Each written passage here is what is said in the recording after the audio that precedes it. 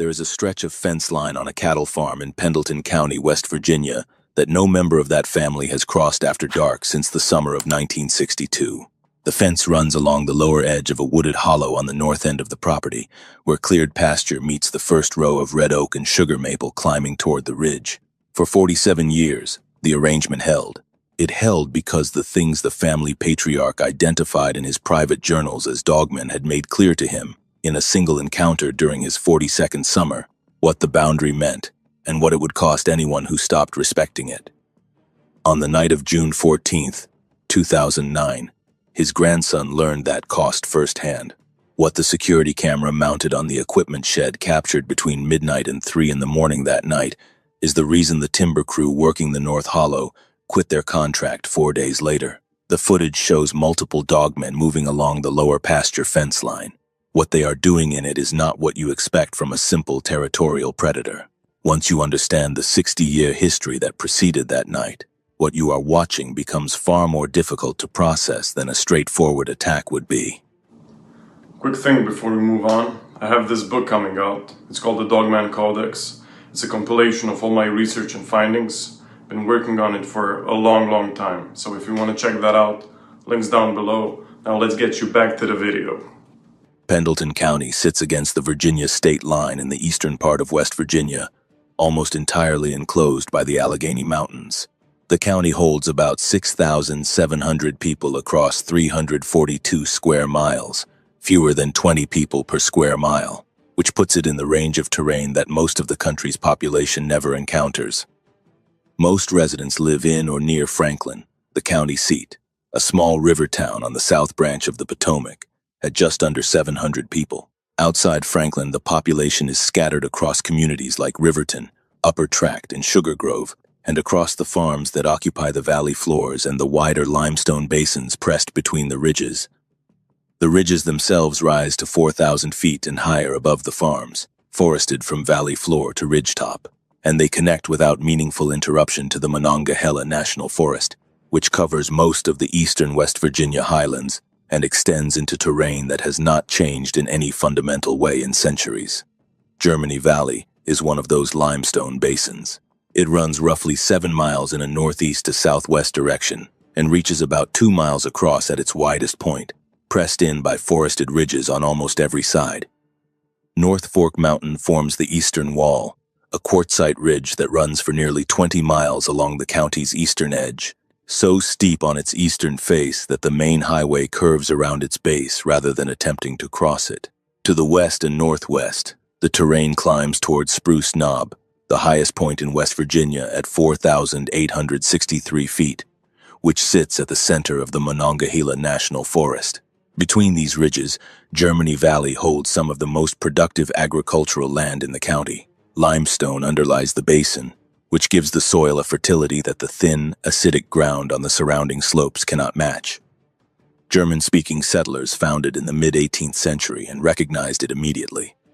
The farms they established in the 1740s and 1750s have been worked almost continuously since. The family that concerns this story has farmed in Germany Valley since the early 1920s. They were not the first family on that ground, but they have been the most persistent, running cattle through periods that pushed many neighbors off the land entirely. The farm covers a little over 340 acres in its current configuration. The lower portion, the fields on the valley floor, is fenced for cattle grazing. Above the fields, where the terrain steepens toward the ridge, there is timber, black cherry, sugar maple, red oak, and yellow poplar, selectively logged in the past but not recently harvested. At the top of the property, where the slope becomes severe and the soil thins, the farm boundary meets the Monongahela National Forest, and the forest runs unbroken from there through terrain that most people who drive Route 33 through the valley will never enter.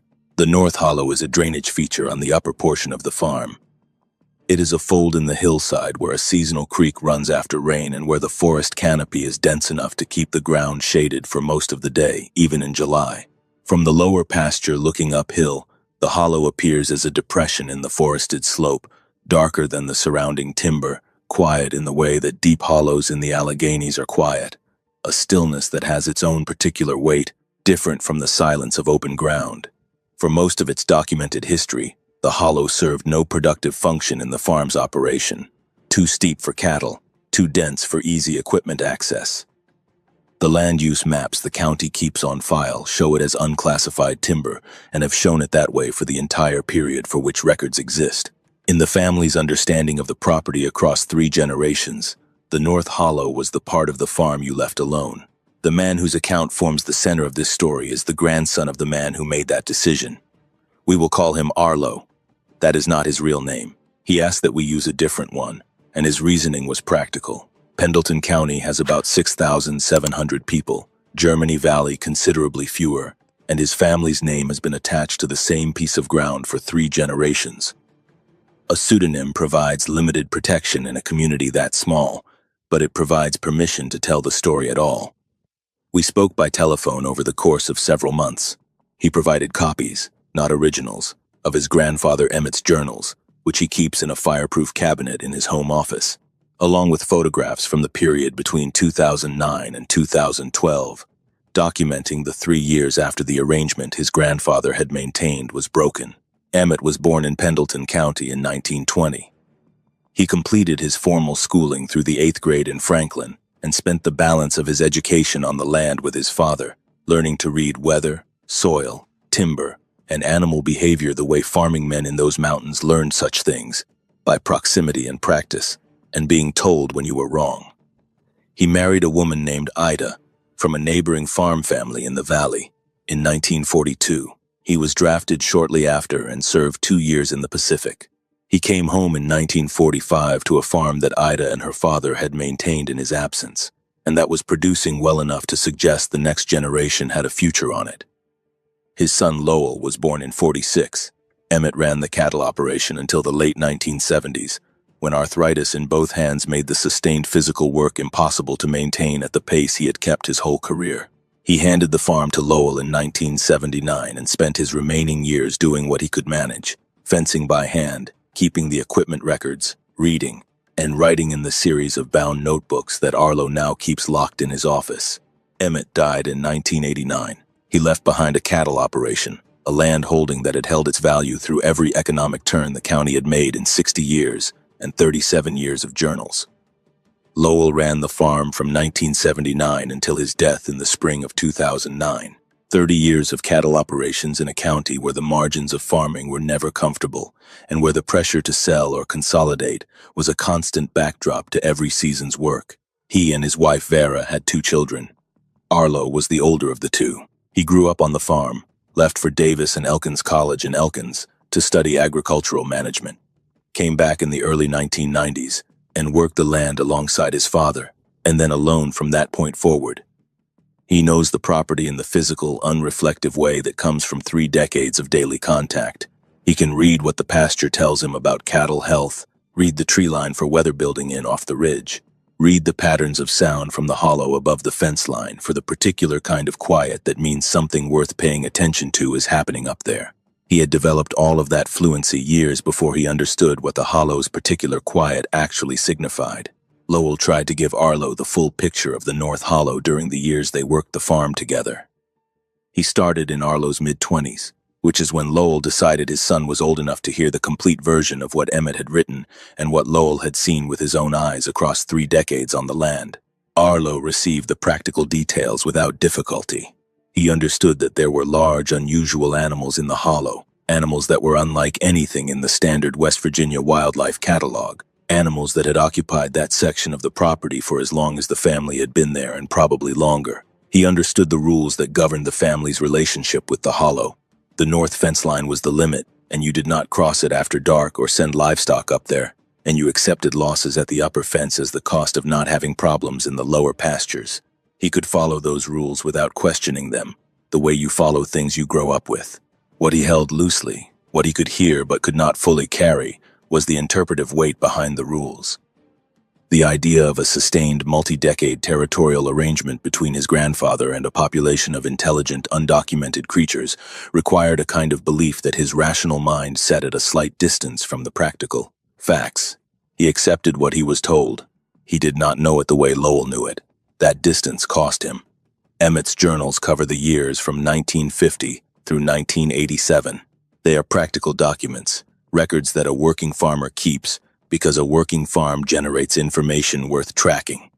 Weather patterns, cattle weights by season, equipment failures and repairs, breeding dates and calving records, observations about the condition of fences, fields, and timber.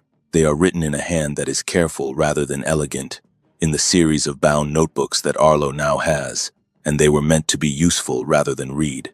Across 37 years, the entries are almost uniformly brief, a few lines per day when there was something to note, blank days when there was not. There is one entry, dated July 9th, 1962, that runs 3 full pages. In 37 years of daily journals, it is the only entry of that length that does not concern the death of a family member or a catastrophic loss to the herd. It begins with a routine notation. A heifer, a 2-year-old he had ear-tagged the previous spring, had broken through the north fence sometime during the night of July 7th and had not returned by morning. He found the gap in the fence on the morning of July 8th. Spent that day and the following morning tracking her. The trail led uphill, into the hollow. The hollow in July is dense. Ground cover comes knee-high in the moist soil along the drainage, and the overhead canopy closes thickly enough to reduce the light below what you might expect on a clear summer day. The temperature drops several degrees below the open pasture below. Emmett had been into the hollow before, for firewood and for fence maintenance along the upper property boundary. He was not worried going in that morning. He was irritated about the heifer and focused on the track, which was clear in the soft soil along the seasonal creek bed. He followed it uphill for about a quarter mile. He found the heifer lying on her side in a small flat area beside the creek, roughly 100 yards below the upper fence line. He could see the wrong angle of her neck from 15 feet away. He got close enough to examine the wound and found what he describes in the journal as a clean break. No claw marks across the hide, no tearing, none of the disorganized damage a black bear produces on a fresh carcass. She had been killed precisely, in a way that removed only what was needed. The meat along the hindquarters had been taken with a neatness that he spent some time standing there trying to account for. He went through the available explanations, and none of them fit the damage pattern he was looking at. Then, he heard a sound from the tree line above the flat area. He describes it as a low exhalation, not a vocalization in any conventional sense, a breath under pressure, the sound a large animal makes when it shifts its weight or changes its position, and the effort forces air out through the body. He looked up toward the tree line. At the edge of the timber, approximately 40 feet from where he was standing, a figure was standing on 2 legs. Emmett's description in the journal is deliberate and specific. He was a farmer who had spent his life around large animals, and who made a professional distinction between what he could identify with certainty and what he could not. He writes that the figure was standing fully upright, the way a person stands, with the weight distributed across the stance. It was large. He estimated the height against the gap between the nearest trees at better than 7 feet, and the shoulder width against the equipment shed door, which he notes was approximately 3 feet wide, as roughly equal. The head was wrong. The face extended forward from the skull in a way that had no human equivalent, a muzzle projecting several inches forward, ears standing erect on the top of the skull and pointing slightly forward. The fur was dark, close to black, heavy through the chest and down the arms. The posture was slightly forward-leaning, weight on the balls of the feet, balanced in a way that communicated readiness without communicating aggression. He writes that he reached for the rifle on his shoulder. Then he stopped, because there was a second one. The second figure was at the far edge of the flat area, near the creek, and it was noticeably smaller than the first, still large in an absolute sense, but clearly a different individual, a different size class. Then, at the limit of Emmett's sightline through the understory behind the second figure, there was a third. Emmett writes it this way. The third one was a pup, smaller than either, probably not half the size of the big one. It was staying behind the second one the way a calf stays behind its mother when something has come into the pasture. I stood there and I looked at that and I put the rifle back on my shoulder. 3 of them. A large adult at the forward edge of the flat area. A second adult, smaller, positioned between the first and the juvenile. The juvenile staying in close cover behind the second adult. A family group was managing a threat, the man with the rifle, in exactly the way a family group manages a threat, with the largest member forward and the youngest member protected. Emmett had spent his entire working life reading how cattle arranged themselves when they felt pressure from a predator or from an unfamiliar person. He recognized the formation. He put the rifle back on his shoulder. He stood in that hollow for what he describes as a long time. He does not estimate the duration. The large figure watched him without advancing. The second adult held its position. The juvenile stayed behind cover. None of the three made any move toward him, and none of them retreated. Then Emmett did what his reading of the situation told him to do. He turned around and walked back the way he came, facing forward, not running, and did not look behind him until he had put a full 100 yards of drainage between himself and the flat area. When he looked back, the area was empty. He walked back to the farmhouse and told Ida what he had found. He does not record her response in the journal. What he records is his own thinking, over the following 2.5 pages, and it is the most important document this family has ever produced.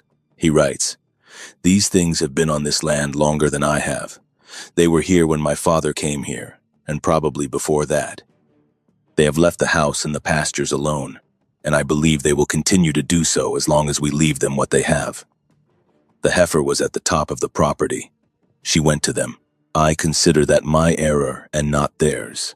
The North Hollow is theirs. I will not go above the lower fence line after dark, and I will not send my family there. We will lose cattle occasionally at that fence line. That is the cost. What we get in return is that they stay out of the lower pastures, which they have always done. This is not a complicated arrangement. I am writing it down so that whoever has this land after me knows exactly what it is."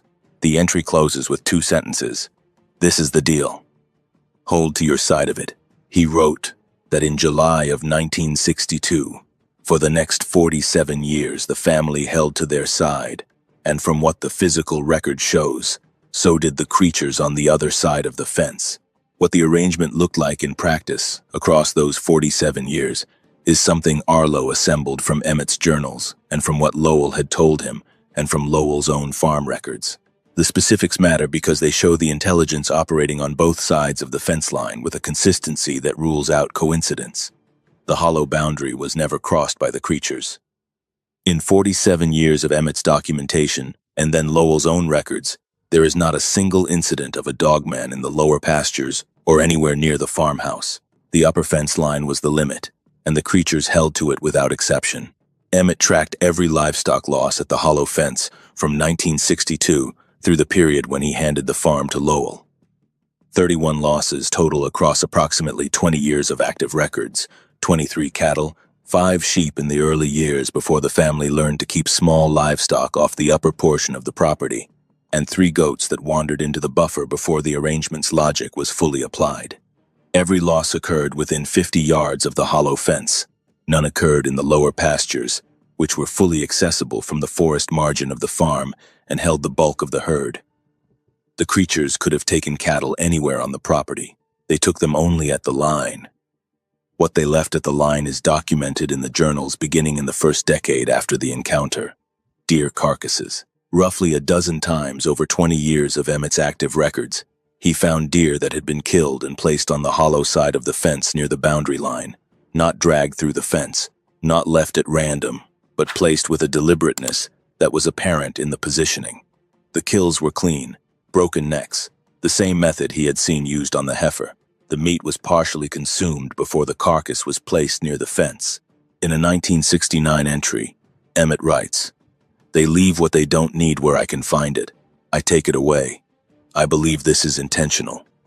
He does not speculate further. He accepted the exchange at the margin as part of the arrangement. Emmett documented the sounds consistently across 3 decades, 2 or 3 times per year, generally in late summer and early fall. The family would hear vocalizations from the direction of the hollow at night. His descriptions in the journals are consistent enough across 20-plus years to constitute a coherent portrait of what he was hearing. Low-frequency sounds that carried through the farmhouse walls rather than simply through the air. Sounds you felt before you consciously heard them. Structured patterns rather than random noise. One sequence answered from a different direction on the ridge by a second sequence, with variations that suggested exchange rather than solo vocalization. In a 1973 entry, Emmett writes that he had spent 30 years farming in those mountains and had heard every sound the forest made, and that what came from the hollow at night was not in that catalog. He tried and failed to match it to owls, bears, coyotes, or anything else he had. 30 years of experience identifying by sound. What he could say was that the sounds were organized, and that they changed in character over the years in the same gradual way that any persistent acoustic presence changes, becoming familiar without becoming explicable. Lowell had 3 direct sightings across his 30 years running the property. He documented all 3. The first was in the summer of 1982, checking the upper fence line, when he saw 2 figures moving through the timber above the hollow, upright, dark-furred, crossing a gap in the canopy at a pace that covered ground in a way nothing he knew moved on 2 legs. He wrote, "What my father described, 2 of them, moving fast through the upper hollow. Did not approach, going about their business." The second was in the fall of '91, a single figure standing at the hollow edge at dusk, watching the lower pasture cattle for close to 10 minutes before turning back into the timber. He wrote, "Checking the herd, I think, not hunting, just looking." The third was in the early spring of 2004, when he went to check a water line and found a section that had been ice-blocked all winter already cleared. Standing at the spring box, he saw one of them in partial cover about 30 yards above him, watching him work. He finished the line check and walked back down. He wrote, "It was watching to make sure I was doing what I was supposed to be doing in the boundary area. I was. It left when I left. If you have spent time in Pendleton County, in the Germany Valley, or along the North Fork Mountain Corridor, or anywhere else in that part of the Alleghenies, I would like to hear from you in the comments. The reports I have been going through from that stretch of West Virginia go back considerably further than this family's records, and if you have had anything happen out there that you could not explain, that conversation belongs here." Lowell died of pancreatic cancer in the spring of 2009. The diagnosis came in January. The timeline from diagnosis to death was 3 months and 1 week, fast enough that the transfer of knowledge about the property, all of it, not just the practical farming knowledge, but the full weight of what Emmett had documented and what Lowell had observed across 30 years, happened in incomplete fragments. Lowell told Arlo to hold the North Hollow fence line. He said not to sell the timber rights up there, not under any circumstances. He said the things in the hollow were old enough that the arrangement Emmett made in 1962 was probably not the first understanding that piece of ground had seen. He said this plainly, from a hospital bed in Franklin, and Arlo sat with him and listened, and believed him in the way you believe your father, which is to say, completely and practically, without necessarily carrying the belief at the same depth the father carries it. 2 weeks after the funeral, a timber company based out of Elkins contacted Arlo by letter offering to purchase the cutting rights to the North Hollow. Approximately 62 acres of mature second-growth hardwood, black cherry and sugar maple and yellow poplar, estimated at close to 800,000 board feet. The offered price was $58,000. Arlo returned their call the following Monday. The decision was not careless. He needs that understood, and so do I. Arlo is not a man who dismissed his grandfather's journals or treated his father's warnings as superstition. He is a man who made a rational calculation under specific financial pressure, and whose capacity to honor the arrangement was diminished by the same erosion of experiential knowledge that eventually works on every oral tradition. The gap between hearing something and knowing it in your body. The farm debt from Lowell's medical expenses was real and recent. Cattle prices had softened in the preceding year. The timber company was offering $58,000 for a section of the property that the farm's cattle operation had never needed and could not easily use. He thought about what his father had told him about the hollow, and he applied the behavioral model that made sense to him. Large animals move when their territory is disturbed by human activity, and they return when the activity ends. He had seen bears and coyotes vacate areas where logging or construction pushed into their range and then come back when the noise stopped. He applied that model to what he believed was living in the North Hollow, and the model seemed adequate, and the money was real, and his father was 3 weeks in the ground. He signed the contract at the end of April.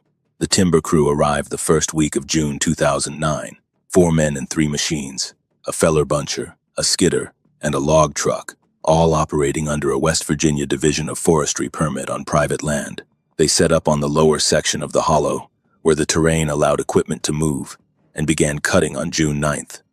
The logging road they used ran along the lower edge of the hollow from the farm lane.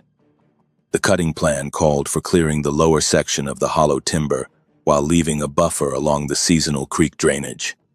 Legal, permitted, consistent with standard West Virginia forestry practice. The first night, nothing happened. On the second night, somewhere after midnight, the vocalizations started. Arlo was awake and heard them from the farmhouse, low-frequency sounds from the direction of the upper hollow above the cut zone, sustained in a way that did not match the pattern Lowell had described as the routine twice-yearly occurrence.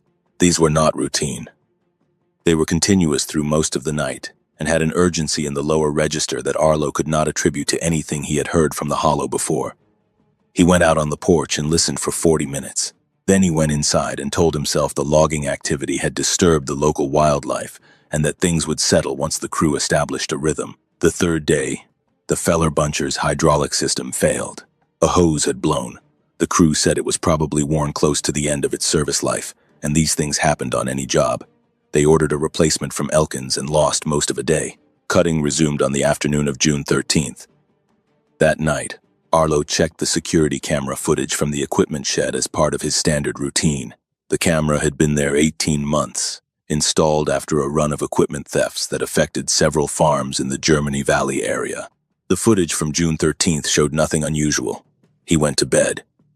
On the morning of June 14th, he found 3 of his cattle dead at the hollow fence line. They were arranged along a 20-yard stretch of the upper fence in a way that was not consistent with a panic event or a predator chase. There was no sign of disturbed or trampled ground in the pasture soil approaching the fence. The animals had walked to the fence and been killed there. The wounds matched what Emmett had documented on the heifer in July of 1962. Broken necks, clean, with portions of meat removed from the hindquarters of 2 of the 3 animals. No claw marks across the hide, no tearing. No evidence of the disorganized feeding pattern that any predator in the West Virginia wildlife inventory would leave. The kills were precise. They communicated something. Arlo spent an hour at the fence line before he called anyone. He photographed all 3 animals and the surrounding ground. He measured the positions of the carcasses relative to each other and to the fence.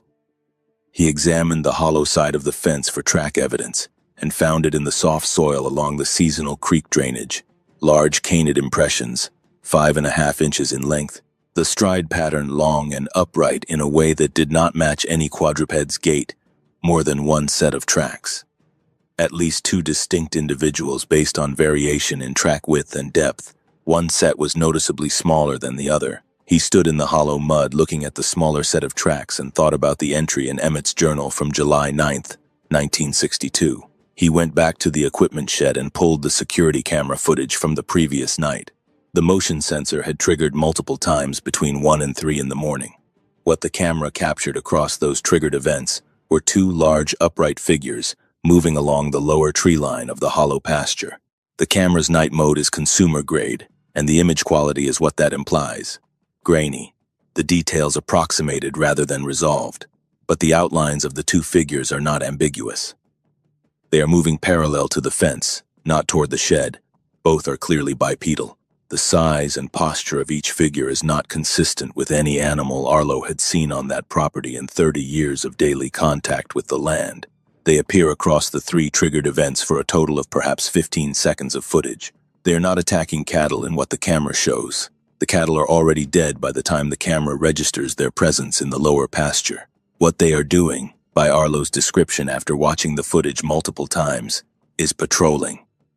Walking the fence line with a deliberateness that distinguishes it from predator behavior, moving back and forth along the lower boundary with the systematic attention of something checking that a line is holding. He knew what he was looking at before he had finished the first playback. The word that had been waiting for him since his father's hospital room, the word he had always been able to say without fully carrying, was suddenly his to carry. Dogmen. He had just watched 2 of them on the camera screen. He called the timber company and told them the crew needed to stop work. The foreman drove up that afternoon. He examined the 3 dead cattle, looked at the fence line, studied the tracks in the hollow mud. He said it was probably a bear, or possibly coyotes working cooperatively, which does occur with whitetail. He said the crew would continue, and that wildlife disturbance of this type typically settled once the operation established a consistent presence. The contract was signed. The schedule was the schedule. He left. The crew worked June 15th. That night, the vocalizations returned at a level that was different from the previous nights, in a way Arlo found difficult to describe and has attempted several times in our conversations. Multiple voices, he said, overlapping in the low register. The vibration was physically present through the farmhouse floor in a way that previous occurrences had not been. It lasted for most of the night. He did not sleep. In the morning, before the crew arrived, he walked up to the hollow fence with Emmett's journal in his hand. He stood at the fence and read the entry from July 9th, 1962 aloud into the hollow. He cannot fully explain why he did this. He says it was the only thing that felt like an appropriate response to what he was hearing at night, and he did it anyway.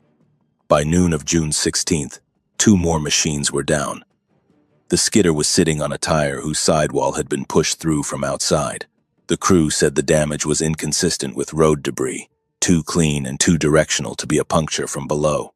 The feller buncher's grapple cable had been unwound from its spool during the night and routed through the machine's undercarriage in a configuration the crew described as impossible to produce accidentally. A mechanic who examined the feller buncher several weeks later, at Arlo's request, told him that the hydraulic fitting that had failed on day 3 of the operation showed damage consistent with extremely high grip force applied to the fitting until it gave, rather than wear and tear deterioration from the inside. Both the first hydraulic failure and the cable routing bore the marks of deliberate, targeted action aimed at exactly the systems that made the machines function. By the end of June 17th, the crew was off the site. The timber company contacted Arlo a week later. The contract was terminated. They would not be returning. The advance payment was considered settled against costs the company had incurred. Arlo did not dispute the terms. The summer and fall of 2009 were the hardest months of Arlo's adult life, in a way that the practical losses, 10 cattle total across the period, all at the hollow fence, do not fully capture. The vocalizations continued through July and into August, frequent enough that broken sleep became his baseline, and he stopped expecting otherwise. His wife, who had never been given the full history of the hollow,